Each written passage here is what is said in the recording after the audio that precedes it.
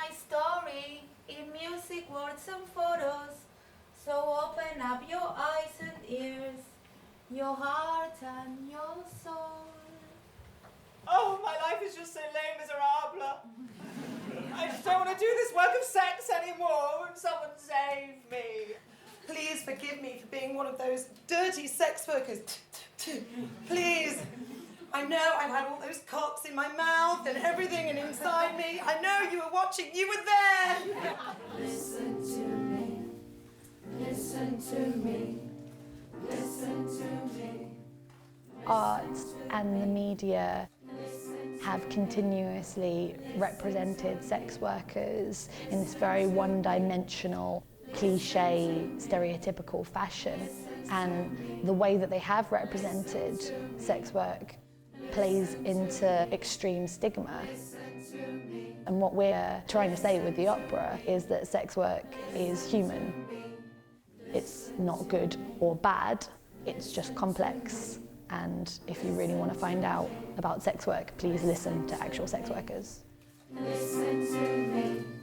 As a theatre company, we were looking for new projects and fiercely believe that art has a moral responsibility to represent people on their own terms, in their own words. I have a story. A few years ago, when I decided to become independent, I wanted to make a machine, a software, to keep me safe, as it's against the law for sex workers to work in pairs for safety. So I created a system that meant that I could log in, and if I went to an appointment, if I didn't log out, a text would be sent to me to make sure that I was safe. If there was no reply, a phone call would then be made to make sure that I was safe. If there was no reply, somebody would come to my aid to make sure that I was safe. This system is against the law. It is illegal to use. If I were to use it, I'd be profiting from prostitution, which means that I would be prosecuted. This just is not fair. A way that we really tried to have a different narrative to what the outside average person would talk about sex work was just everyone standing up and saying, we're not victims. We choose to do this work as much as people who choose to work in any job. It's work. Exploitation exists, but exploitation exists throughout capitalism, not just in one small section of the sex industry. Waiting so long for this prick to come. If he doesn't come soon, I'ma do one and run. Bent and stretch, contorted for your joy. You don't know what this pain is, you wimpy little boy. All these aches and pains need some aspirin. Fucking constant back throb, fucking pass me the gin. Oh my gosh, how my feet fucking kill in these high heel shoes that my feet must fill. Most of our ethos as a theatre company is based on the fact that art overcomplicates everything. I mean, people overcomplicate everything, full stop. But actually, when you unlock everyone's creativity through enabling and welcoming their inner children, when you allow for that to come out in front of each other and create a trusting environment where people can be silly with each other, suddenly the ideas start flowing endlessly. As a group, we are sex workers and allies, so friends of sex workers. The group is never any less than 50% sex workers. We never reveal who is or who isn't a sex worker, and it has been creatively driven and run by sex workers. So everyone has their own reasons and motivations for being in the project.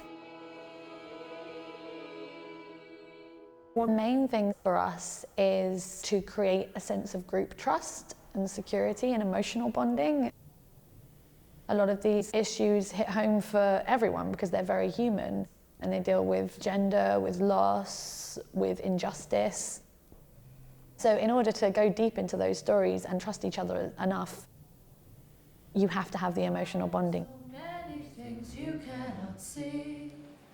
To have that emotional space of being able to just have a breakdown and be able to cry and be able to feel. Normally when you're in these spaces, people immediately want to like hug you and like console you, but because there's such a shared experience, you don't feel isolated. You know that there are people there that you can talk to, that you can cry on. We would never ask the group to have only a happy experience of working together to tell some of the most challenging stories in their lives. Luckily, people have been able to be sad, to be challenged in what I think is an overwhelmingly healthy environment. It means a lot to us, the support that they've given us and the time that they've given us and the energy and love they've brought to it. I think the theme of listening is very important. The idea that everyone has an opinion on sex work, everyone, even if it's just like a jokey opinion of it, everyone has something to say about it. But very rarely do they ask sex workers what they think about it. So it's a natural revenge by a group of sex workers reclaiming arts and telling their stories in their own words. So if you can't see me for more than sex, can't see that I deserve respect, don't like my work or understand, my safety shouldn't be in your hands. So put aside your gallantry. It's time for a new strategy. Stop sadly singing our elegy. Radical notion, listen to me.